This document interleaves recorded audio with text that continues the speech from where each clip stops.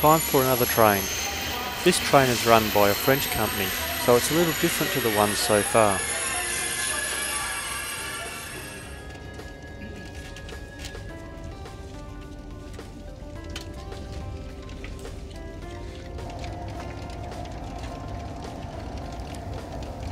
This is even more of a high-speed train. While the others ran at 160 km an hour, this one goes at 300 km an hour.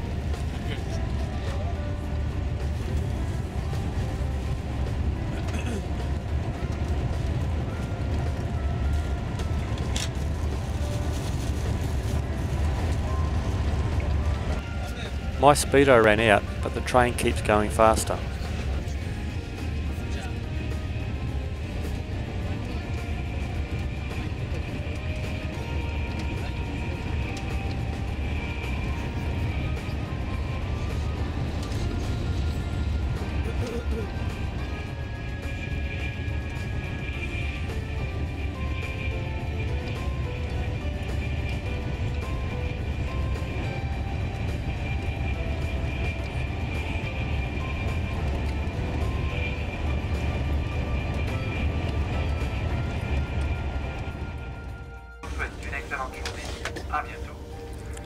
We're slowing down here as we're entering into Brussels. Ladies and gentlemen, good morning. In a few minutes we will be arriving in Brussels.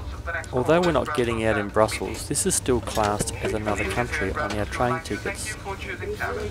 Please make sure you leave nothing behind as in the back. On behalf of the onboard staff, I'd like to wish you a very pleasant afternoon. Look forward to having you back on board soon. After Brussels, this train will continue to Paris, Marina.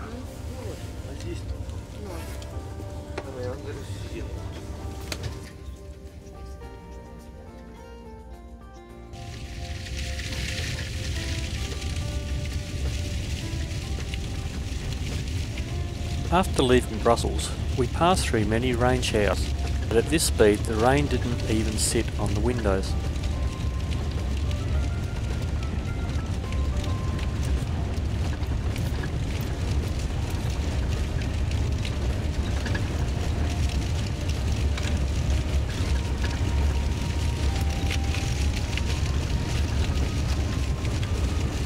It's not long before we arrive in Paris. A taxi was arranged for us by the hostess on the train, who then helped us find him when we arrived at the station. He then took us to our hotel. It was only about a 30-minute drive from the train station to the hotel, but on the way the taxi driver was trying to tell us all these tourist information, but none of us could speak French.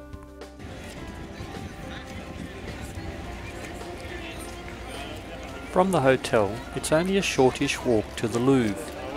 Looking at the building, it gives you an overwhelming feeling. While it started out as a fortress in the late 12th century, it became a museum around 1793.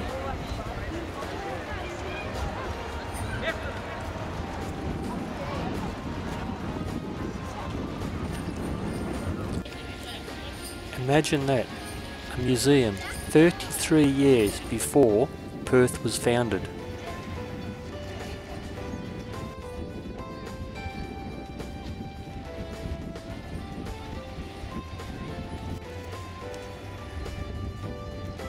One thing that I found out, a favourite colour for French people is gold.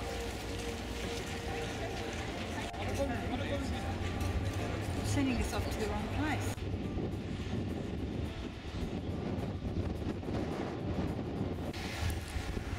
The Louvre is about 300 metres wide by about 700 metres long.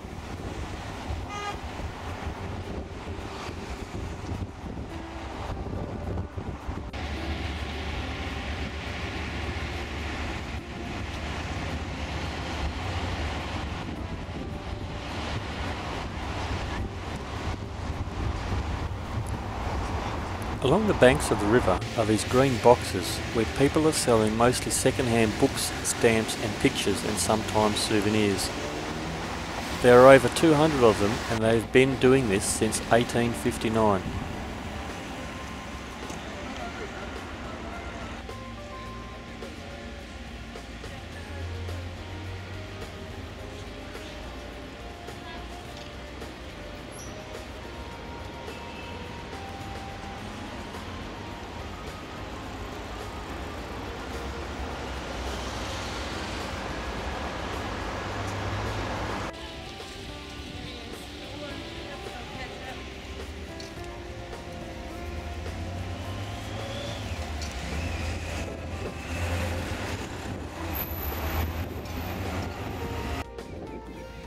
This bridge has been covered in padlocks that have been put there by people showing their endless love by writing their names on it and locking them up and throwing the key into the river.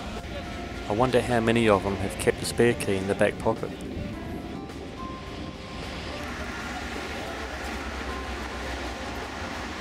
More of these green boxes. It's amazing how anybody here can make any money to make a living out of it. They're all selling more or less the same thing.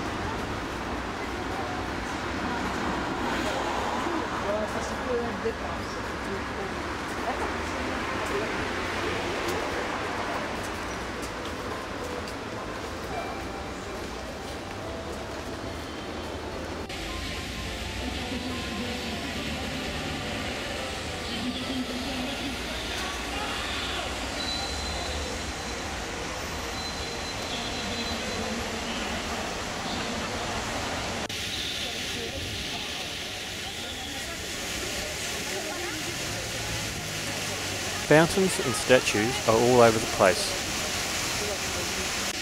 Clearly there are no water restrictions here,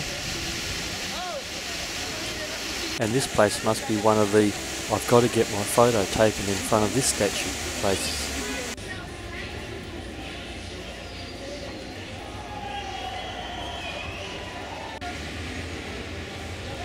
Sometimes you see electric cars, and when you park them, you can plug them in to charge them from the parking meter.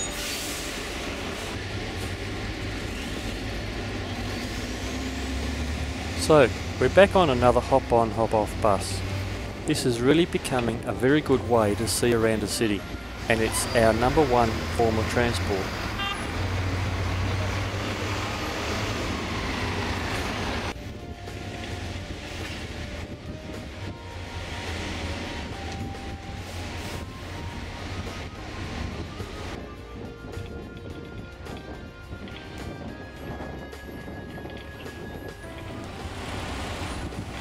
We're now coming onto the main drag of Paris.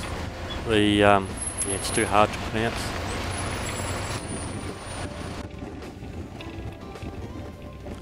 They had their Bastille Day celebrations just a few days before we arrived.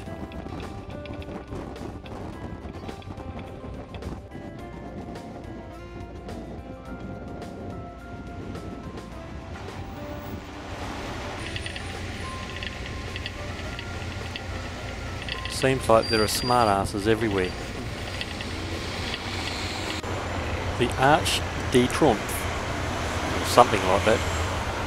You know, we've all seen it. That's where Inspector Clouseau keeps driving around and in circles on or something.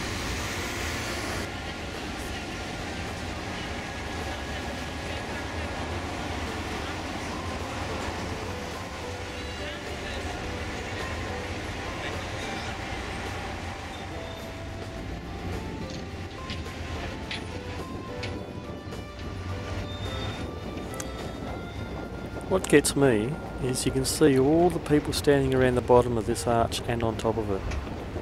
But the question is, how did they get there? They certainly haven't crossed this road to get to it. You'd have to be mad to try. It's hard enough in a car.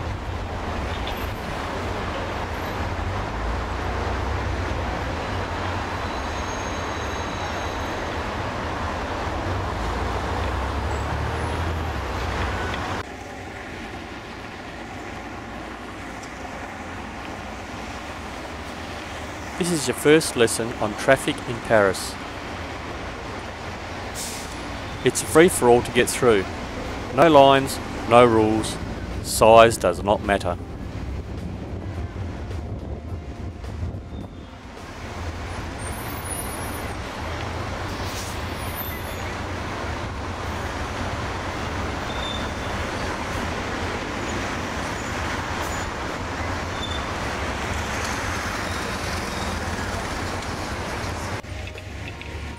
And apparently it's okay to turn right across 2 lanes of traffic.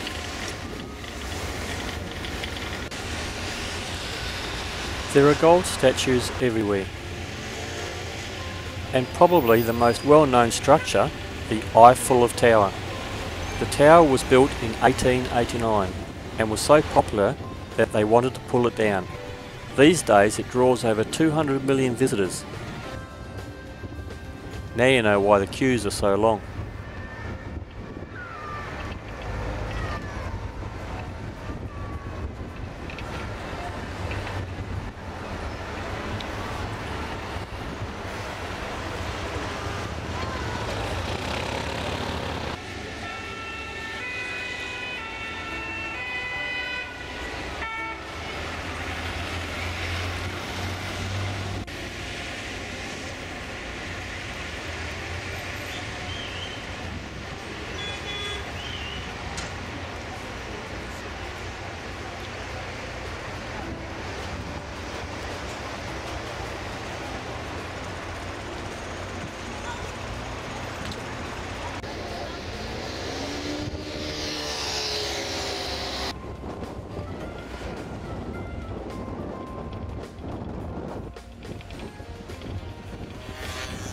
It's amazing to think that some of these buildings were built from 200 to 500 years before Cook ever came to Australia.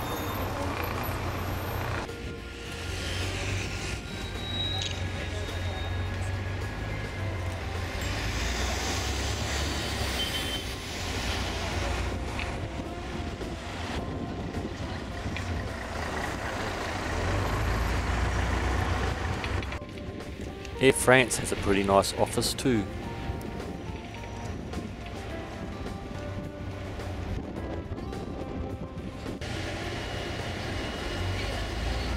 Dealing with traffic again.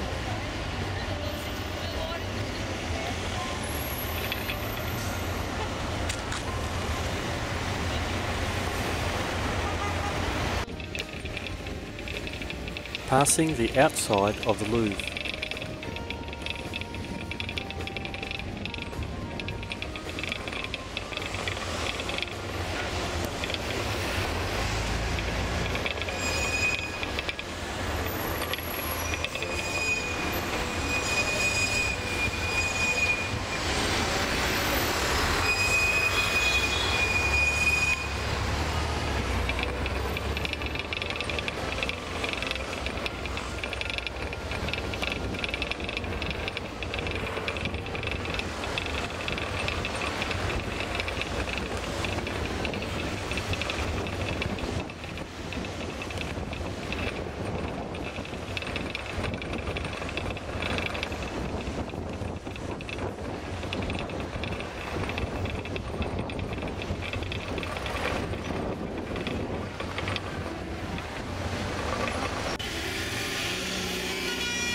Somebody going on holidays in their short little caravan.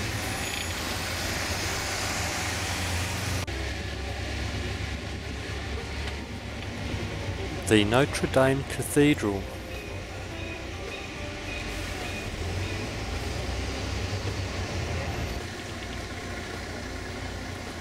People queuing for the loo.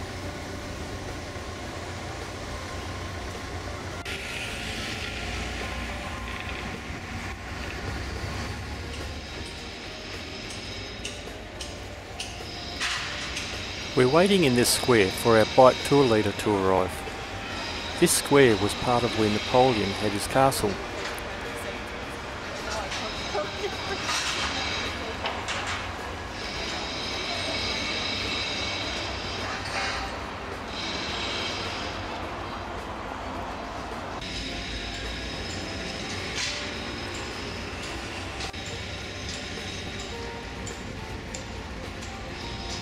The building behind the statue is a hotel that Princess Diana stayed in when she was killed in that car accident. The accident was in a tunnel, not in a hotel.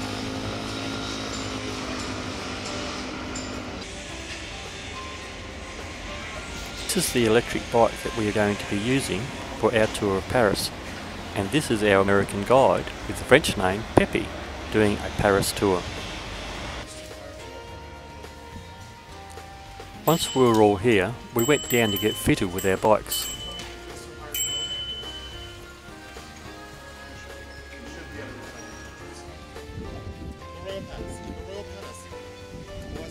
This is one of the really old castles in Paris. Pepe told us a really good story about it, but I don't remember anything of it. This was a real archive for Louis XIII was a very bad political decision making. Was pretty much the perimeter for that. We've now moved to the outside of the original entrance to the Louvre.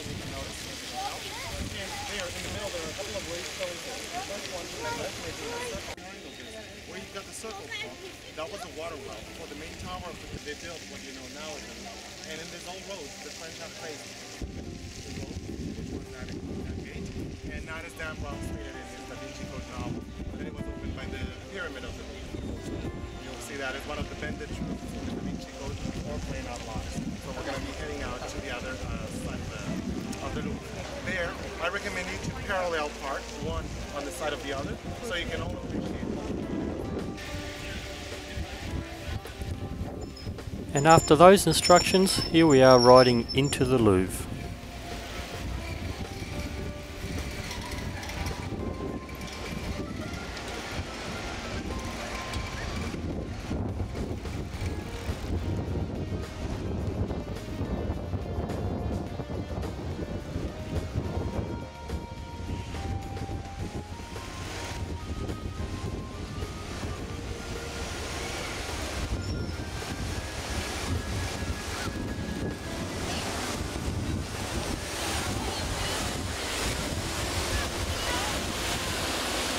There are so many people standing around because they just had a bomb threat.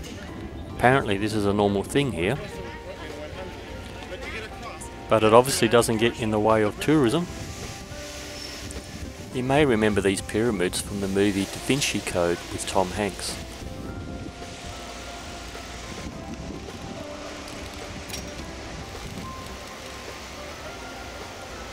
We're heading back out again, just in case this bomb threat isn't a threat.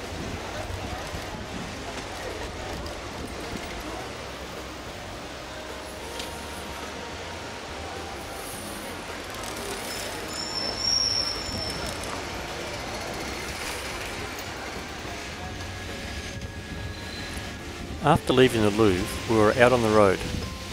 Our guide said that Paris laws say that cars have to give way to us. I really don't want to test that theory. Mind you, we came out of one pokey little street into this like 4-lane traffic, and the cars all stopped for us, and I can't work out how the hell we've got right of way.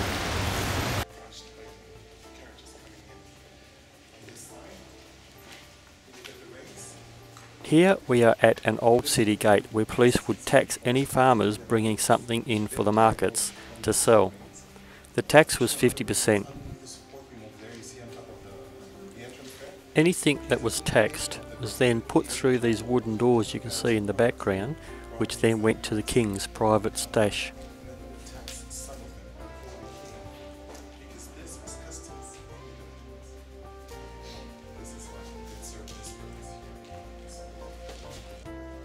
These medieval houses are now privately owned, and they pay over $1 million for them.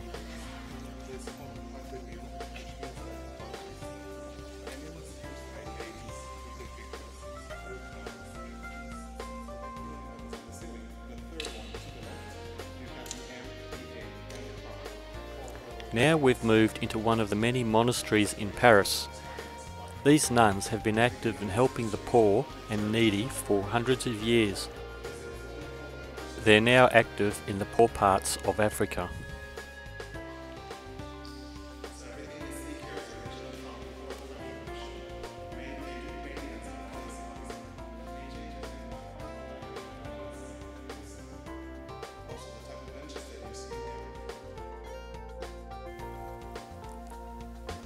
Here is the dining room for the nuns that still live here. The wooden beams on the ceilings are over 600 years old and are holding up 6 floors. Recently they had to be reinforced with steel. This staircase is the largest freestanding staircase in the world. There are no legs holding up the steps. This church featured in the Da Vinci Code movie.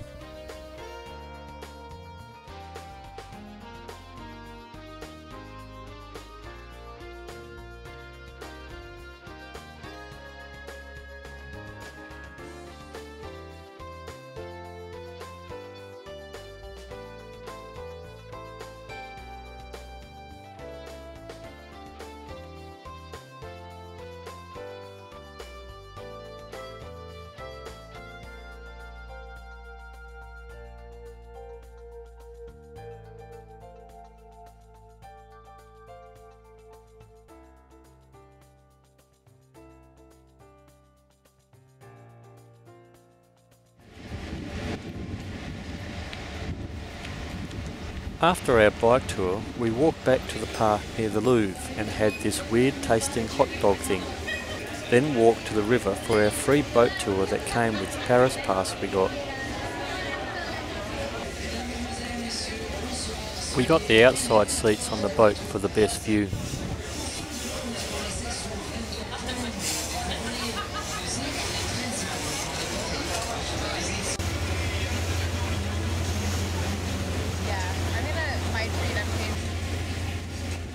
Passing it under one of the many great bridges crossing the river.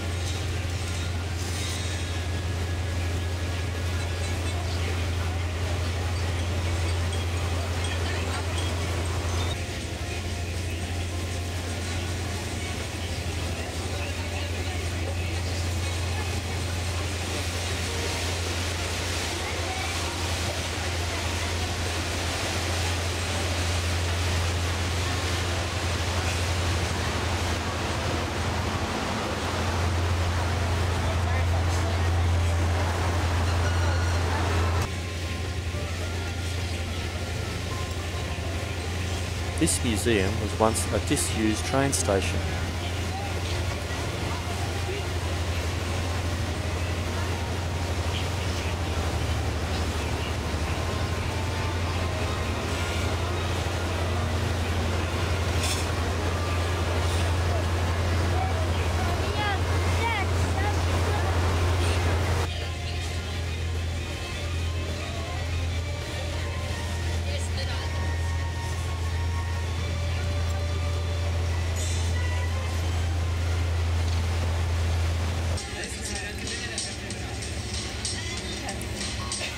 As we start to turn around, you can see modern Paris in the background.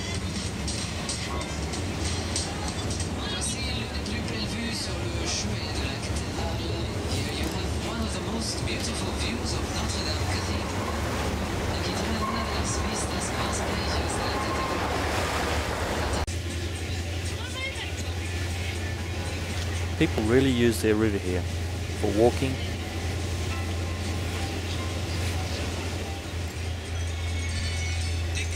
just sitting on the edge and talking, meeting people,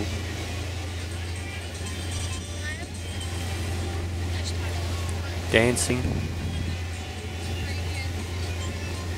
even if the other bloke's a bloke. Homeless people live on it, and taking nude photos of Sheilas. Yes, even these statues wouldn't be surprised anymore with what you would see on the river.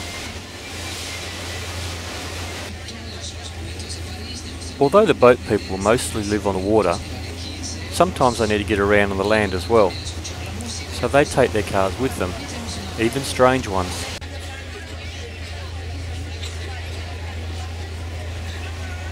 With the Eiffel Tower coming back into view, that means our cruise is coming to an end.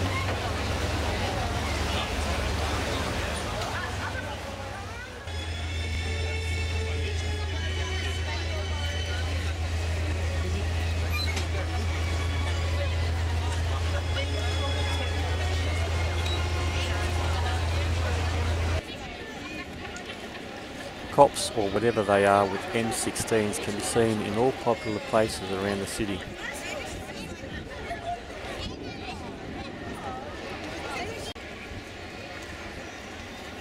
You can expect to be standing in the queues for several hours to get views from the top. Or just stand down the bottom and imagine what it's like.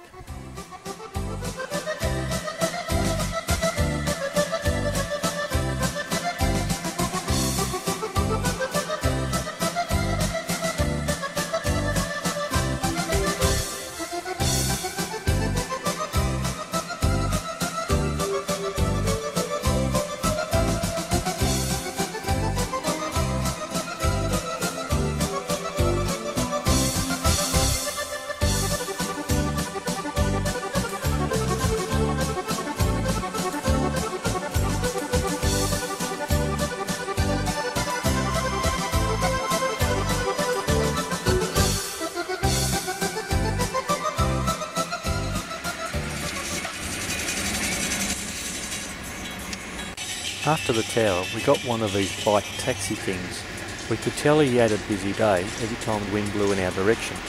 Hint, get one in the morning when they first start.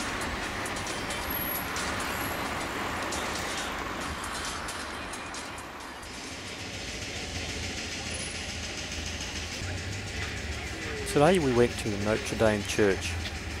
It's amazing the amount of people that queue up to go into these buildings.